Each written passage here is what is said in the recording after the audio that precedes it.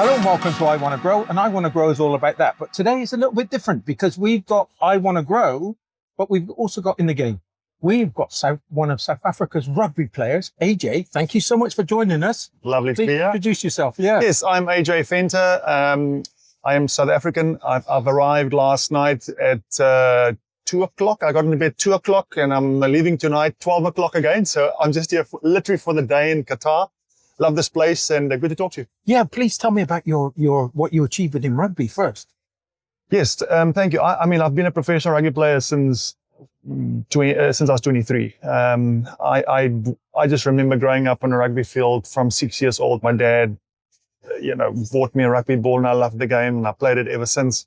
I played altogether 25 test matches for my country, South Africa, the Springboks, who we're going to watch today. Wow. Which I'm very grateful for. I've played probably close to 300 professional matches. That's now I played for the Sharks and the Free State All South African teams.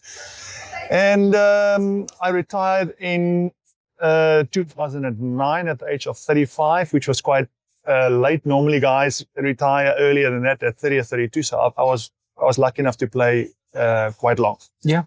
And what was it like? Can I take you back? You said 23. That's quite late. Or was it early? That's quite late. You mean to start playing? To start playing? Yes, that's quite late. Normally, Gio that's here, I think he started playing when he was 20. So a lot of guys start playing quite young for the Springboks.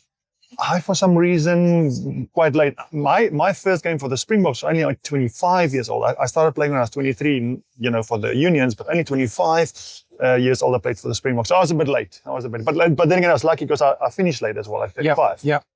But the Springboks, does it still send shivers down your spine? Oh man, it's, and especially now that I'm getting older.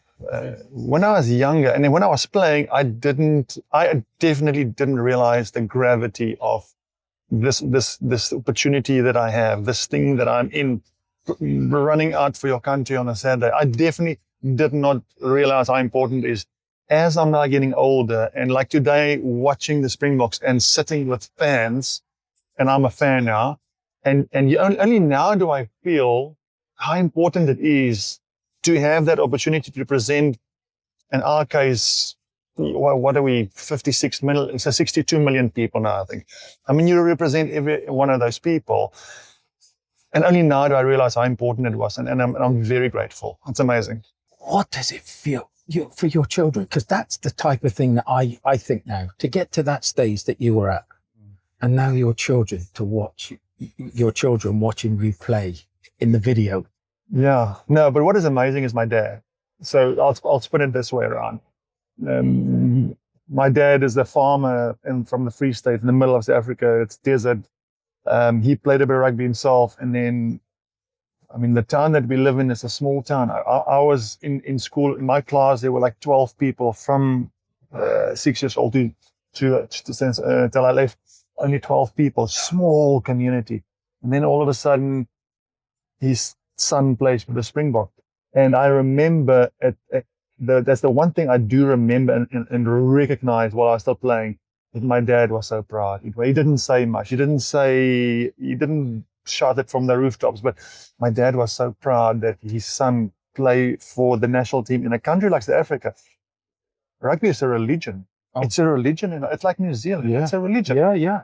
And so, man, again, as you get older, you realize things more and more. And I realize now how proud he was for me for playing for the Springboks. Can you remember him coming to your first game?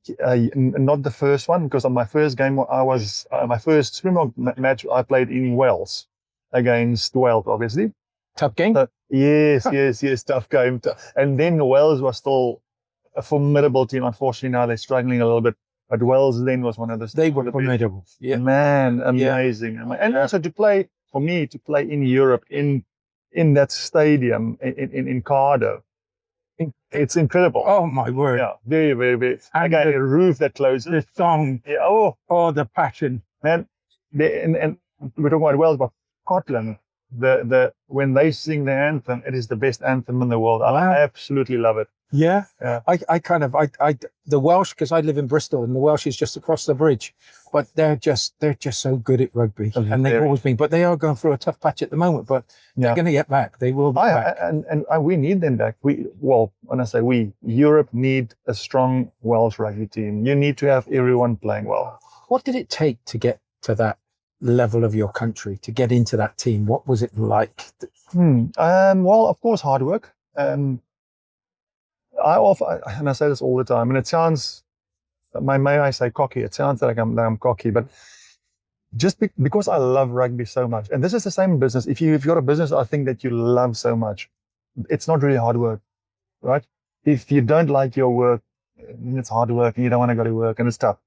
I just absolutely loved playing with that ball since I was 6 years old. I loved playing touch rugby to the detriment of my studies. I just wanted to play rugby. Yeah. And I loved it so much that yes, we worked hard. Yes, I trained in the gym in the mornings, early, in late afternoons, but it wasn't a problem. It wasn't too hard because of the love of it. So, I want to sound cocky, but becoming a Springbok wasn't difficult. It was difficult, but it wasn't like I didn't want to do it. Like it was tough. I just loved my process, and by the time I became a Springbok, I was very, very happy. Yeah. So the Springboks. For me, I was a rugby player. So I started when I was 11 years old. Right. And I remember having my first pair of rugby shorts, my first pair of rugby boots. The boots. Do you remember the boots? Yeah, mine was Patrick's. Oh my God, I remember. Mine was Patrick. Yes. Stu, me too. Oh my God, it was Patrick. And my position was your position. Right. I used to love being flanker. The flanker was Winterbottom was my hero. Oh my God, I remember his name, Peter. I can't remember his name, but it was Winterbottom. He was either swapping inside flanker, outside, depending on if it was blindside, if you wanted to thump oh God, I remember that so well. And then pushing in if you needed to push in to keep it straight or whatever. I loved everything. And it's so interesting you say that. Sorry to interrupt you. I wonder if Patrick is still going. I haven't seen Patrick Boots for years and years. I haven't seen Patrick Boots, but to put those... It was a major brand. Yeah, and up to your ankles. I remember the boots. I remember that I spent the whole 6 weeks of my school holidays getting up at 5 o'clock every morning to go and help the milkman. Yeah. And every day he would give me 50p. My mum, I love my mum. She was a single parent family, and we didn't have... I was going to have hand-me-downs. And I didn't want to play rugby with not a rugby pair of shorts, right? And my jersey had to be the right jersey and my boots had to be the right boots. So it took me 6 weeks to get that. But when I got them, I tell you, it was just the magnificent feeling. Amazing. But it was my uncle for me was the one that came to watch my first one of my games. And every time I had somebody that came to watch, I would have a game of the game of my life. Amazing. Yeah, so I can feel, but to go out and represent your country, something else. No, it is very nice. I mean, it's probably difficult to put into words because it is pretty emotional. My first game, I came off the bench. I played like only the last 10 minutes. And that I don't remember anything of the 10 minutes. It was just like, and the game was over. So, there's a lot of, and you're a young man. Yeah. I mean, you're 20, I was, like I said, 25, but some kids are 19, 20, and you're still a kid and you represent a whole country at that. It's quite daunting. And the Springbok. Yeah. Like I remember that I was here 2000. I met one of the guys here from today in 2019, and I said to Carl Brown, I think it was I interviewed him too, and I said I've got a funny feeling that South Africa, they're really quiet at the moment.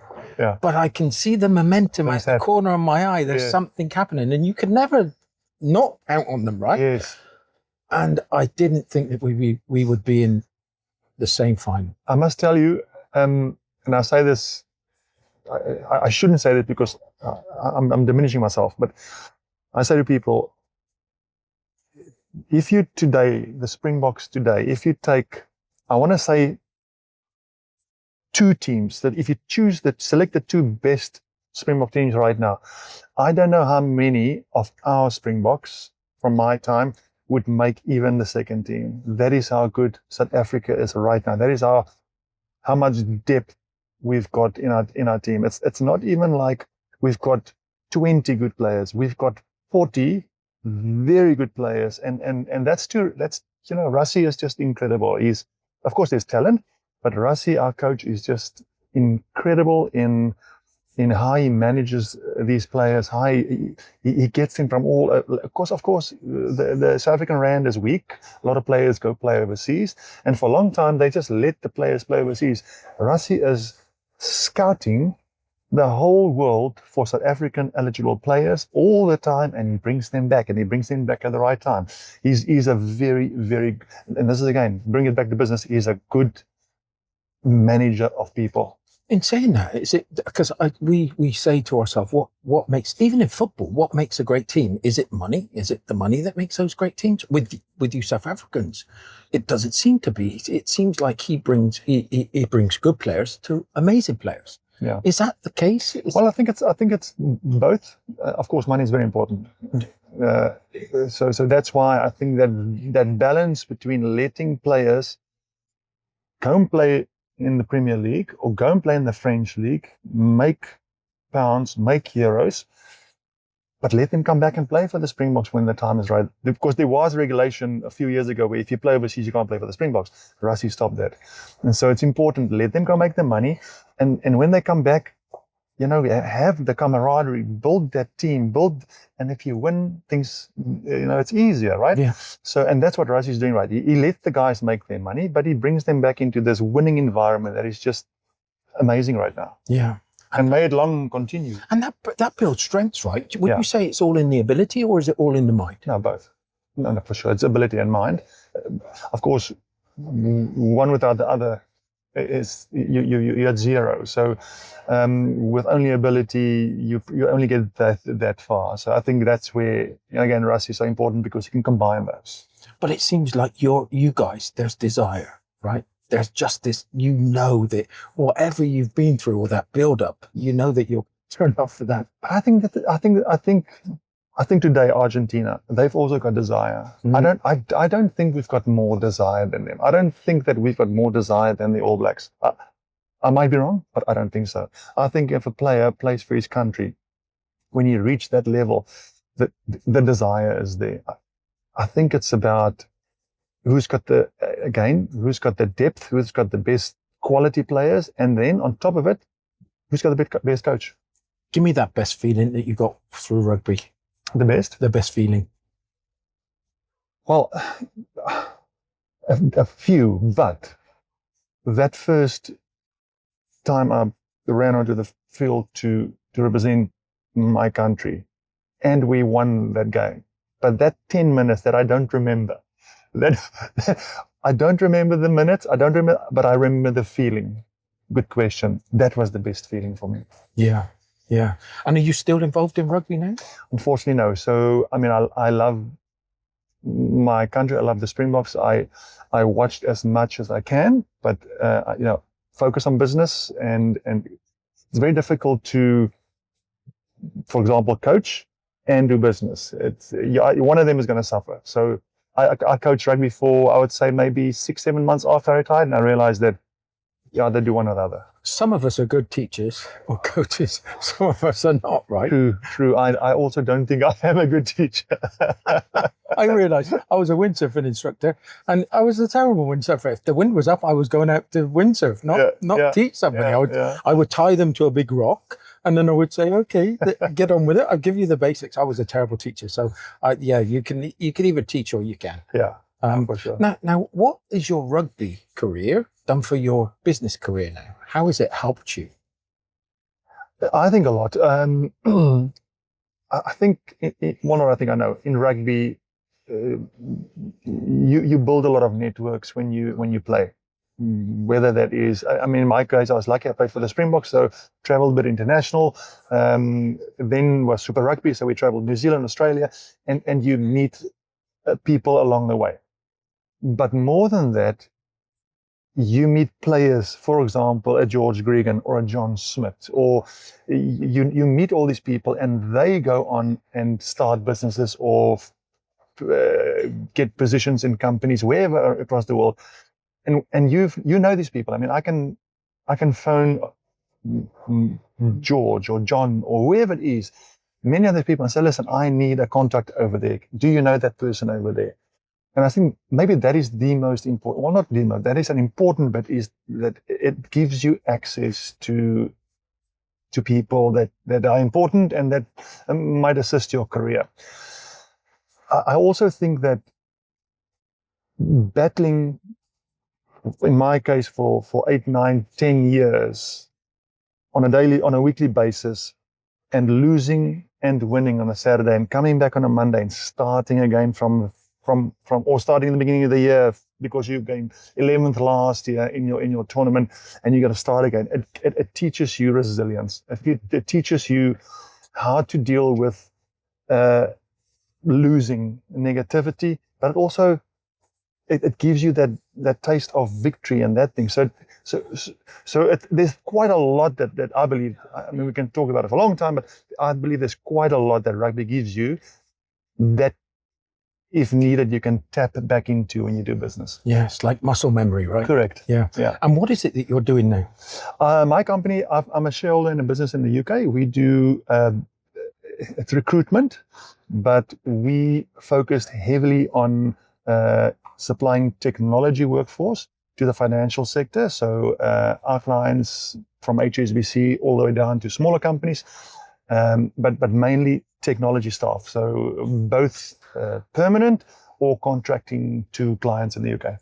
And your strengths in that, because I can already see the strengths of you. Yeah, so I open the doors. Yeah. I open the doors.